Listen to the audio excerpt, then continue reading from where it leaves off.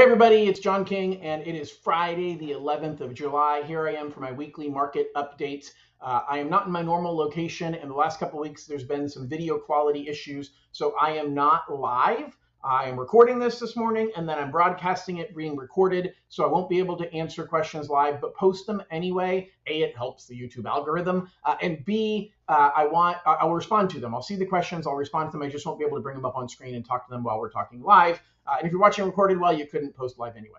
All right, so big change when it comes to credit scores and our ability to use a different credit scoring model on conventional loans. So it's really, really big news. I'm going to talk about that at the end. So I'm going to postpone and cover that at the end.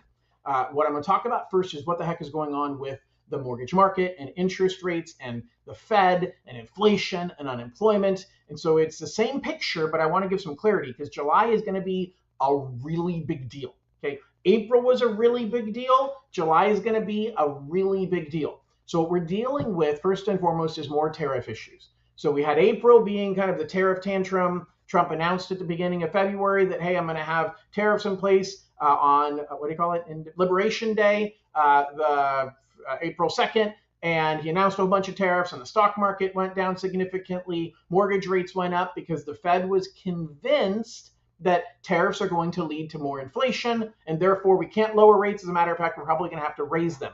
Well, that all calmed down. Trump negotiated through all of that stuff. The stock market's recovered. As of June 30th, we were better in general than what we were at the beginning of the year. So we recovered all of that, and now we started all over again. So Trump this week is talking about more trade issues. He set another trade deadline for end of July, early August, and basically saying, hey, we're going to have another showdown on trade. We're going to solve these problems. We're going to force people to fix this trade imbalance. Sounds a lot like what he said in April. Now, one can argue that it worked. One can argue that it didn't. He made some progress with some countries, pissed off some other countries. We've got a lot of arguments on both sides. But here's the truth. We're going back into that cycle again. So the stock market isn't very happy. Interest rates are moving up because of it. And now every day is going to be volatile. I hope not as volatile as April, but every day is going to be volatile in July because it's going to depend on what the news says is happening in regards to the tariffs and whether Trump is going to push hard on that or not, because that directly applies to what the Fed is going to do. Now, the Fed basically just got the biggest hall pass they could get for their meeting later on this month, because the Fed's going to meet and they're going to say, we can't lower rates because we don't know what's going to happen with tariffs. And we're still super concerned. Powell has said that very clearly recently. Matter of fact, he went one step further. And he said, look, if we didn't have the issue with tariffs back in April, rates would be lower right now. I think that's one way for him to throw a left hook at Trump and say, hey, Trump, you're telling me to lower interest rates. You're the reason I can't lower interest rates. Whether that's true or not, it makes for entertaining situation to watch them fight back and forth. Trump is still yelling at Powell, saying, I'm gonna get rid of you. I'm gonna replace you. Powell is basically saying, dude, this is your fault now that we haven't been able to lower interest rates because of tariffs. And now we have more tariff questions out there. So the fact is, inflation is actually in really good shape. Inflation has been coming down, and the Fed's admitted that. Inflation seems to be very much under control. But we've got this month's inflation report. So if there's any upward movement in this month's inflation reports, we can see rates start significantly moving up. We also have to look at what happened with the jobs market. So the jobs report comes out the first Friday of every month. It came out last week on Thursday because Friday was the 4th of July, but it showed significant growth in government jobs, which is exactly what Trump is trying not to do. Now, I haven't dove in deep enough to see why that happened, but the biggest area of job growth was government jobs. That is, again, a little bit of a unique situation, since that's exactly what Trump is trying to do, is reduce the number of jobs in the federal government. Whether he's going to be successful or not is obviously an argument that this report says he's not succeeding. And as a matter of fact, the more jobs that are created, the more worry that inflation is going to do to move back up. Because the more income people have, the more money they can spend. And inflation is too many dollars chasing too few goods. We've got some real weird things going on right now, like the attack on ships going through the Suez Canal. It's not the Suez Canal. Anyway, Strait of Hormuz. I don't know. The Houthis who are attacking ships off of the coast of Iran. Okay. and it is creating major turmoil again with shipping. Remember, too many dollars chasing too few goods. Two ways that inflation happens. Too many dollars and the dollars get greater. That comes from jobs being strong, the economy being strong, the government giving stimulus, having lots of money to spend. Or from too few of goods, too few number of things that people can buy. So you have the same number of dollars chasing fewer things. Well, we kind of have the potential for both. We got some shipping issues that are going on right now. Tariffs can create issues with the number of goods that are coming in. And then we have, well, hey, Trump, there's some job growth going on here. We've got some increase in jobs, specifically with the federal government, that could create more economic activity that can also cause problems with inflation. And so Powell's sitting back saying, dude, I got nothing to do right now. I'm cool. I'm going to wait. But August is another story. So we have another Fed meeting in August. The Fed is still saying they're going to lower rates by twice this year. The market still thinks the Fed's going to lower rates twice this year. We're halfway through the year. We're about to hit the meeting in July, and it's pretty darn clear they're not going to lower rates this time. It's a stalemate. And really what's happening is almost exactly the opposite of what happened 3 years ago in 2022, when inflation started taking off and Powell kept sitting on his hands saying, guys, this is temporary. We don't need to change anything. We don't need to raise rates because inflation is going to come right back down. I'm positive it's going to come right back down. Well, now it's exactly the opposite. Inflation has come down. And Powell keeps sitting on his hands saying, yeah, but that's temporary. I'm positive it's going to go back up. I'm positive it's going to go back up, and I need to just wait until inflation goes back up. You're going to thank me, he says, when when inflation goes back up, and you'll be glad that I kept interest rates high for a longer amount of time.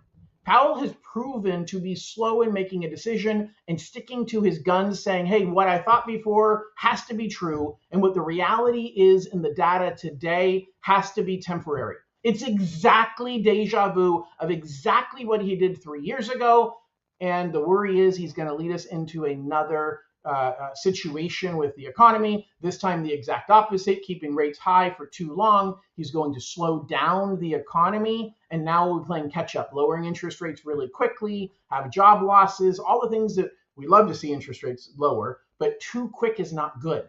Okay, we want slow, sustainable decreases in interest rates. All right, last thing I want to talk about before I jump into the whole thing about credit is just the housing market. Guys, it's continuing to be more of a buyer's market than a seller's market. A strategy I want you to think about is seller credits instead of price reductions.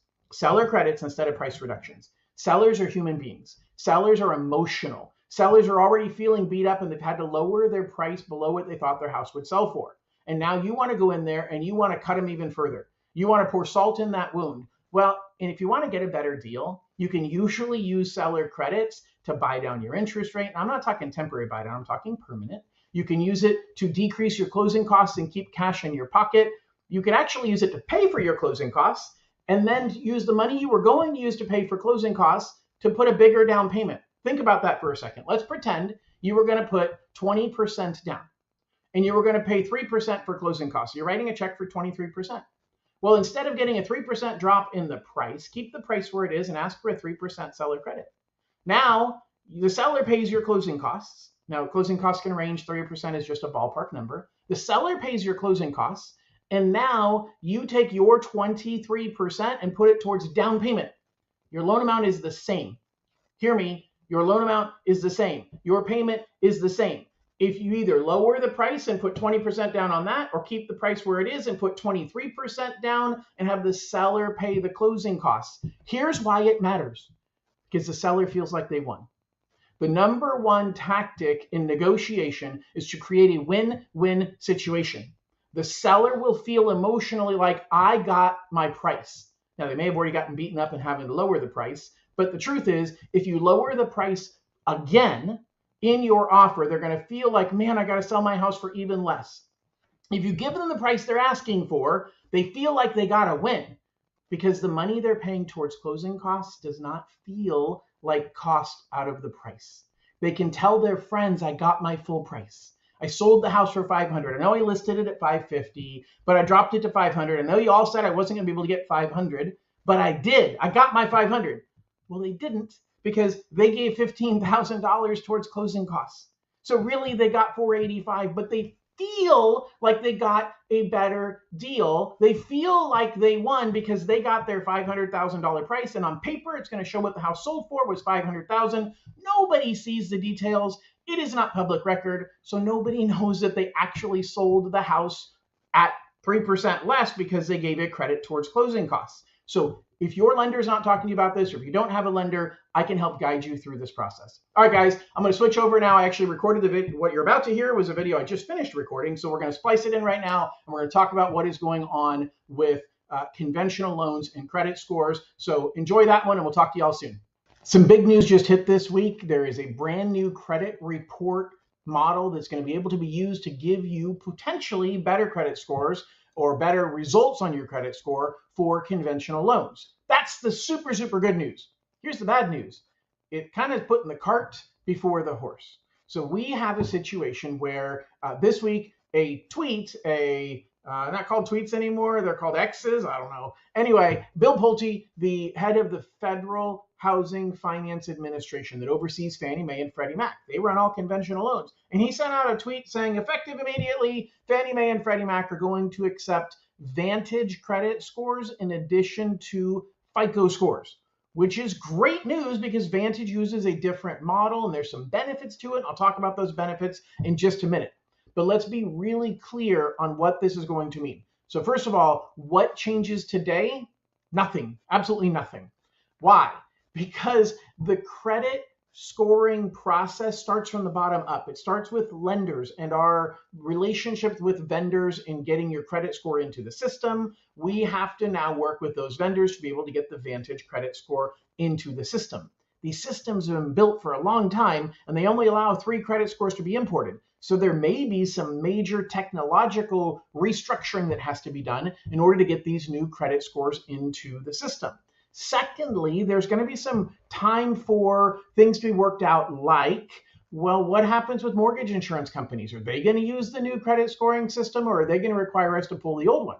Does that mean we have to pull both, which, by the way, can significantly increase the cost of credit? And the whole point here was to give competition so that the cost of credit can come down.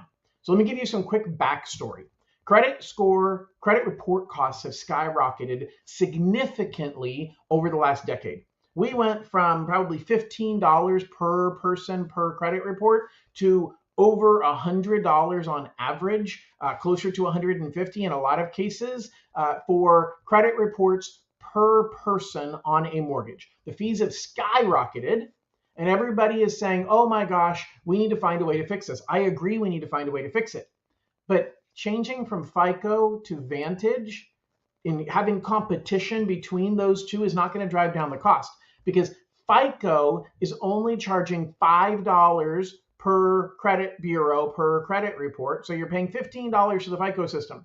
That is a small portion of the $100+ that we are spending. And so if that number got driven down in half, that only saves you $7.50 per credit report. So that's not going to be a very, very big savings. And currently, what I've read is the Vantage scoring model, they charge exactly the same thing. Matter of fact, there's a little bit of concern because the actual owners of the Vantage model is Equifax, TransUnion, and Experian. So FICO is a separate company, but the Vantage model is owned by the 3 credit bureaus. So it's really becoming less of competition, more of, okay, well, the monopoly that already is the biggest problem in this space, the biggest fee, the biggest part of the cost of your credit report is the actual cost of the pull from Equifax, Experian, and TransUnion. And now we've decided we're going to use a score, the only part that those 3 companies don't control, and we're going to pull a score from a company that is wholly owned by those 3 companies. So this isn't creating more competition, okay? There was a argument, actually a proposal, a process put in place by the Biden administration. You guys know I never get political. I don't care who you follow. I'm not going to tell you who I follow. I'm just telling you factually. The Biden administration said we're going to decrease from a tri-merge, 3 credit reports, to a bi-merge, 2 credit reports. So now you have Equifax, Experian, and TransUnion competing against one another, because if one of them is higher priced, everybody is going to go with the other two. Now, it requires somebody to light the fire into the price war. That's a price war. It's just like airlines, right? Airline tickets only start to fall when one company starts to lower prices. Then it becomes a price war. Otherwise, if everybody keeps prices artificially high, there's no need for a war. So we don't really have a simple solution to lower the cost of credit. This is not going to save you money. It might start saving you money next year, because technically new contracts are revised or rewritten every year between FICO and the credit bureaus and Vantage and the credit bureaus. And so technically, now that there's going to be competition, we might get a little bit lower cost. But again, we're talking about $5 per credit bureau for each of those scores. That's not going to be a significant cost savings. Here's where it will likely help you. The Vantage system is more forgiving in a lot of ways. So it's the Vantage 4.0 is what we're talking about here. And so the Vantage algorithms are newer. So the Vantage 4.0 was released in 2017 versus the algorithms, the scoring model that we're using. Even though FICO has more recent versions, like 10T, I think is their current version, the mortgage industry doesn't use that. The mortgage industry uses the classic scores, which were created in the early 2000s, and we've never updated since then.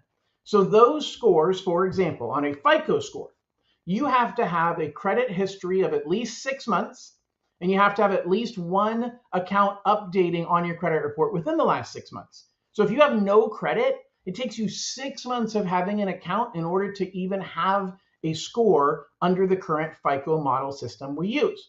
The Vantage system allows for a credit score to be created 1 month after having an account. So just 1 month of history, and it will be able to give you a score. It uses machine learning logic to fill the gap. So it basically says, well, based on what we're seeing and based on the, 37 million consumers that it's analyzed, that they are going to be able to extrapolate a credit score with just one account open for 1 month. That's a huge win once this really starts getting implemented. Okay, so that's a big one. Collections are a big one. So the FICO system does not give you the benefit of paying off collections. Like a paid collection still hurts you. A little bit better than an unpaid one, but not a whole lot. The Vantage system ignores paid collections. Once you pay your collection, your score goes up. It ignores that. That's a huge difference, a very, very big difference. Okay. Another thing, just in my basic investigation I've done, the Vantage scoring system typically skews towards higher credit scores. So you're going to potentially get a higher score on the Vantage 4.0 than you are on the classic FICO system. Here's a negative. One of the negatives to the new Vantage system is how long it considers a shopping window for the purpose of doing multiple inquiries on a mortgage. The thinking behind this is when you are applying for a mortgage, the FICO system says, well, you're not applying for, you have 3 credit pulls from 3 mortgage companies. You're not applying for 3 mortgages. You're talking to 3 different companies about what your qualifications are, and that's not abnormal. So the FICO system allows for 45 days. You can have up to 3 credit bureau pulls from a mortgage company, from 3 different mortgage companies in a month and a half. And they all count as one. So it doesn't ding you as an extra inquiry on your credit report. The Vantage system, you have 2 weeks. You have 14 days. So once you do your first credit pull, if you're going to have anybody else pull another credit, you want to get it done in the first 14 days, because if you go beyond that, it dings you again on your credit as if it was a new inquiry. Now, to dive a little deeper on that, when I say it dings you again, it'll show up, all 3, if you're using the FICO system or the Vantage system, all of the inquiries will show up. But the scoring model ignores the additional inquiries within the same shopping period and treat them all as if they were one for the purpose of how it looks at the credit. Okay, so we have a lot of work to do before we actually get to implement this. We've got to figure out, like Fannie Mae and Freddie Mac have something called loan level price adjusters that say, hey, based upon the risk of your loan, we are going to charge this much extra in fee because you have lower credit or a smaller down payment. And there's a whole chart. Well, the question is, are they going to change that chart to say, hey, here's the chart if you're using FICO and here's the chart if you're using Vantage? Because the same person with the same credit history is going to probably have a better score on average. Matter of fact, one of the things I was reading says that FICO not only gives fewer high scores, but it's also much more punitive at the lower end. It punishes people at the lower end of the credit score even more. So generally speaking, it appears the Vantage system is going to give higher scores across the board. Well, the mortgage industry is worried that, hey, we got the same buyer. That same buyer has the same likelihood of repaying their mortgage. Our risk didn't change, but the number did. The number changed that we are using to determine the risk. And so the chances that we're going to say, oh, well, no big deal, has two hurdles to overcome. The first one is Fannie Mae and Freddie Mac saying, oh, yeah, no, we'll apply the same loan adjustments, risk adjustments. And yeah, they're gonna get a better deal because they have better credit. That's potentially an outcome. They also could say, nope, we're gonna make two separate charts. Worst case, they make one chart that is harsher, that applies to everything, which would hurt everybody even more. But here's the second hurdle. The second hurdle is Wall Street. Mortgages are pooled together into a bond, they're called securities. And so they're going to be sold to Wall Street. Wall Street values those bonds. And they say, oh, I know that I can invest in a mortgage and here's the risk in it and this is the return I want to get. But if they have less confidence in the risk versus return, they're going to want higher rates. They're going to want higher income. And so Wall Street could be the final problem here and saying, sure, the federal government says that we can allow these new credit scores, but you guys haven't taken any time to think through this or analyze it or give us data. And so we're just going to not buy those that use the Vantage credit score until we have more information. So this is good news long term. Short term, it is not as great as what you hope it will be. It's not as simple as what you think it's going to be. If you've seen your Vantage credit score, you're like, oh my gosh, that's great, I'm now going to qualify. The system is not designed to include it yet. So we've got from the top, they said include it, but nobody anywhere along the process has actually worked on including this. It's going to take some time. It is a win, and I will keep you updated, but right now, it's just news. It's not factual information that we can use, and so maintain your credit based upon what the FICO system looks at. Recognize that FICO is likely to always be one of the fallback positions, and recognize cost is not going to go down. Cost was potentially more likely to go down when we were looking at using two credit scores. The Trump administration has made it clear we're not switching to two credit scores. We're switching to two different scoring models, but you're still going to require 3 credit scores, which means we might have to pull 6 credit reports or 6 bureaus, 3 for FICO, 3 for Vantage. That could double the cost of your credit, not cut the cost of your credit, especially in the short term. So this is really, really good news long term, could be super, super challenging short term. If you have questions, feel free to reach out to me directly. I'm looking forward to being here to help guide you through this and any of your mortgage needs as we go forward. And thank you so much for joining me.